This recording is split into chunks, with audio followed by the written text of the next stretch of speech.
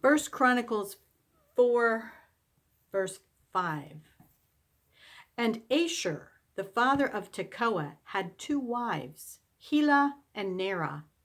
And Nerah bare him Ahuzam, and Hepher, and Timni, and Hashtarai.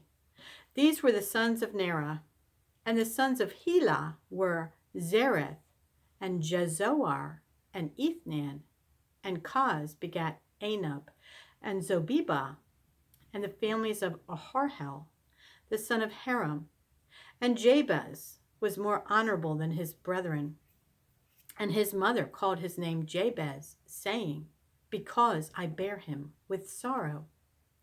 And Jabez called on the God of Israel, saying, Oh, that thou would bless me indeed, and enlarge my coast, and that thine hand might be with me, and that thou wouldest keep me from evil, that it may not grieve me. And God granted him that which he requested.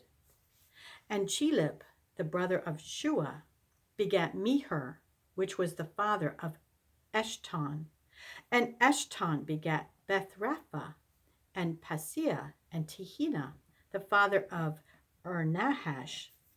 These are the men of Rekah, and the sons of Kenaz, Othniel, and Sariah, and the sons of Othniel, Hathath. And Meonothai begat Ophrah, and Sarai begat Joab, the father of the valley of Charishim, for they were craftsmen. And the sons of Caleb, the son of Jephunneh, Iru, Elah, and Nahum. And the sons of Elah, even Kenaz, and the sons of Jehaleel, Ziph, and Ziphah, Teriah, and Asareel. And the sons of Ezra were Jether, and Mered, and Epher, and Jalon. And she bare Moriam, and Shemaiah, and Isbah, the father of Eshtemoa. And his wife Jehudijah bare Jared, the father of Gedor, and Heber, the father of Socho, and Jekuthiel, the father of Zenoah. And these are the sons of Bethiah, the daughter of Pharaoh, which Mered took. And the sons of his wife, Hodiah, the sister of Naham, the father of Keilah, the Garmite, and Eshtemoa, the Maacathite. And the sons of Shimon were Amnon, and Rinnah, Ben-Hanan, and Tilon. And the sons of Ishai were Zoheth and Ben-Soheth.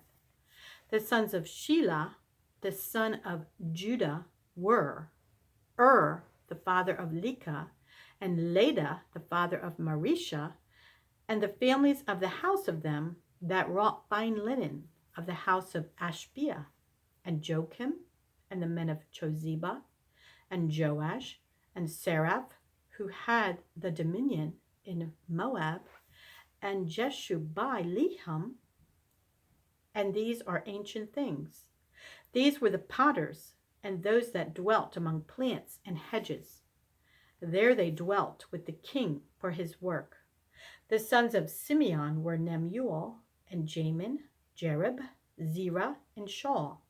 Shalem his son, Mibsam his son, Mishma his son. And the sons of Mishma, Hamuel his son, Zachar his son, Shimei his son. And Shimei had 16 sons and 6 daughters. But his brethren had not many children, neither did all their family multiply like to the children of Judah. And they dwelt at Beersheba, and Moladah, and Hazar Shual, and at Bilhah, and at Ezem, and at Toled, and at Bethuel, and at Hormah, and at Ziklag, and at Beth Marcaboth, and Hazar Susam, and at Beth Biri, and at Sherarim. These were their cities unto the reign of David. And their villages were Etam, and Ain, Rimmon, and Token, and Ashan, 5 cities. And all their villages that were round about, the same cities, unto Baal. These were their habitations and their genealogy. And Meshobab, and Jamlech, and Joshua, the son of Amaziah, and Joel, and Jehu, the son of Josabiah, the son of Sariah, the son of Asael, and Elionai, and Jacobah, and Jeshoiah, and Asaiah, and Adiel, and Jesamiel, and Benaiah, and Ziza, the son of Shiphi, the son of Alon, the son of Jediah, the son of Shimri, the son of Shemaiah. These mentioned by their names were princes in their families, and the house of their fathers increased greatly.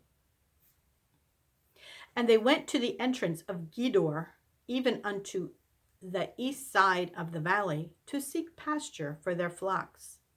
And they found fat pasture and good, and the land was wide and quiet and peaceable. For they of Ham had dwelt there of old.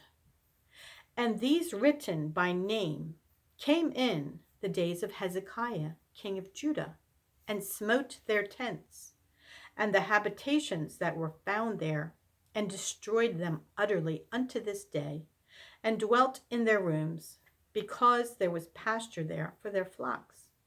And some of them, even of the sons of Simeon, 500 men, went to Mount Seir, having for their captains Pelatiah, and Neriah, and Rephai, and Uziel, the sons of Ishai.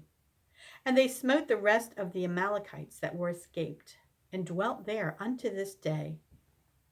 Now the sons of Reuben, the firstborn of Israel, for he was the firstborn, but for as much as he defiled his father's bed, his birthright was given unto the sons of Joseph, the son of Israel. And the genealogy is not to be reckoned after the birthright. For Judah prevailed above his brethren, and of him came the chief ruler. But the birthright was Joseph's. The sons, I say, of Reuben, the firstborn of Israel, were Hanok and Palu, Hezron and Carmi. The sons of Joel, Shemaiah his son, Gog his son, Shimei his son, Micah his son, Reiah his son, Baal his son, Bera his son, whom Tilgath-Pilneser, king of Assyria, carried away captive. He was prince of the Reubenites, and his brethren by their families. When the genealogy of their generations was reckoned, were the chief Jeiel and Zechariah, and Bela, the son of Azaz, the son of Shema, the son of Joel, who dwelt in Aroer, even unto Nebo and Baal Meon. And eastward he inhabited unto the entering in of the wilderness from the river Euphrates, because their cattle were multiplied in the land of Gilead. And in the days of Saul they made war with the Hagarites, who fell by their hand. And they dwelt in their tents throughout all the east land of Gilead.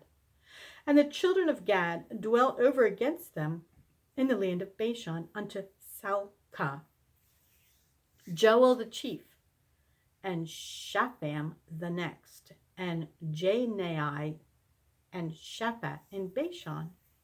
And their brethren of the house of their fathers were Michael, and Meshullam, and Sheba, and Jorai, and Jachin, and Ziah, and Heber, 7. These are the children of Abihail, the son of Huri, the son of Jeroah, the son of Gilead, the son of Michael, the son of Jeshishe, the son of Jahdo, the son of Buz, Ahai, the son of Abdiel, the son of Gunai, chief of the house of their fathers. And they dwelt in Gilead in Bashan, and in her towns, and in all the suburbs of Sharon, upon their borders. All these were reckoned by genealogies in the days of Jotham, king of Judah, and in the days of Jeroboam, king of Israel, Acts 25, verses 1 through 27. Now when Festus was come into the province, after 3 days he ascended from Caesarea to Jerusalem. Then the high priest and the chief of the Jews informed him against Paul, and besought him, and desired favor against him, that he would send for him to Jerusalem, laying wait in the way to kill him. But Festus answered that Paul should be kept at Caesarea, and that he himself would depart shortly thither. Let them therefore, said he, which among you are able, go down with me and accuse this man, if there be any wickedness in him. And when he had tarried among them more than 10 days, he went down unto Caesarea, and the next day, sitting on the judgment seat, commanded Paul to be brought. And when he was come, the Jews which came down from Jerusalem stood round about, and laid many and grievous complaints against Paul, which they could not prove. While he answered for himself, neither against the law of the Jews, neither against the temple, nor yet against Caesar, have I offended anything at all.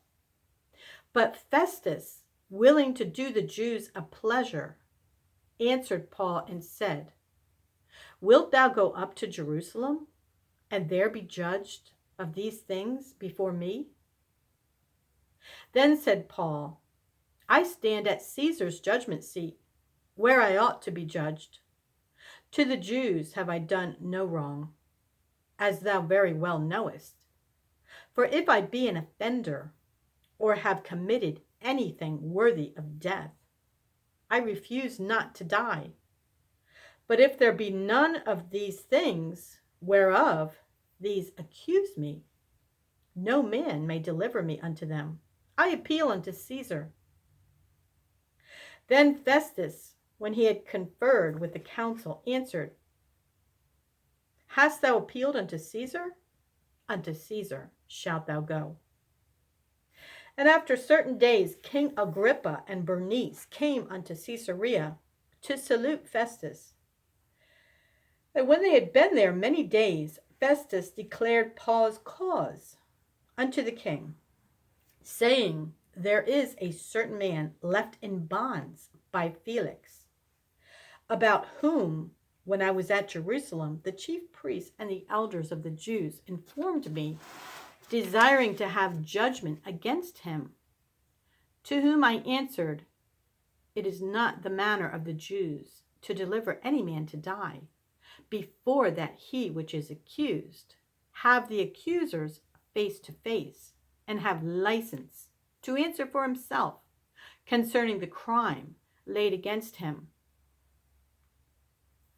Therefore, when they were come hither, without any delay, on the morrow, I sat on the judgment seat, and commanded the man to be brought forth, against whom, when the accusers stood up, they brought none accusation of such things as I supposed, but had certain questions against him of their own superstition, and of one Jesus, which was dead, whom Paul affirmed to be alive. And because I doubted of such manner of questions, I asked him whether he would go to Jerusalem, and there be judged of these matters. But when Paul had appealed to be reserved unto the hearing of Augustus, I commanded him to be kept till I might send him to Caesar. Then Agrippa said unto Festus, I would also hear the man myself. Tomorrow, said he, thou shalt hear him. And on the morrow, when Agrippa was come, and Bernice, with great pomp, and was entered into the place of hearing, with the chief captains and principal men of the city, at Festus' commandment, Paul was brought forth. And Festus said, King Agrippa and all men, which are here present with us, ye see this man, about whom all the multitude of the Jews have dealt with me, both at Jerusalem and also here, crying that he ought not to live any longer. But when I found that he had committed nothing worthy of death, and that he himself had appealed to Augustus, I have determined to send him, of whom I have no certain thing to write unto my Lord. Wherefore I have brought him forth before you, and specially before thee, O King Agrippa, that after examination had, I might have somewhat to write. For it seemeth to me unreasonable to send a prisoner, and not withal to signify the crimes laid against him. Psalm 5, the whole chapter. Give ear to my words, O Lord. Consider my meditation. Hearken unto the voice of my cry, my King and my God. For unto thee will I pray. My voice shalt thou hear in the morning, O Lord. In the morning will I direct my prayer unto thee, and will look up. For thou art not a God that hath pleasure in wickedness, neither shall evil dwell with thee. The foolish shall not stand in thy sight. Thou hatest all workers of iniquity. Thou shalt destroy them that speak leasing. The Lord will abhor the bloody and deceitful man. But as for me, I will come into thy house in the multitude of thy mercy, and in thy fear will I worship toward thy holy temple. Lead me, O Lord, in thy righteousness because of mine enemies. Make thy way straight before my face. For there is no faithfulness in their mouth. Their inward part is very wickedness. Their throat is an open sepulchre. They flatter with their tongue. Destroy thou them, O God.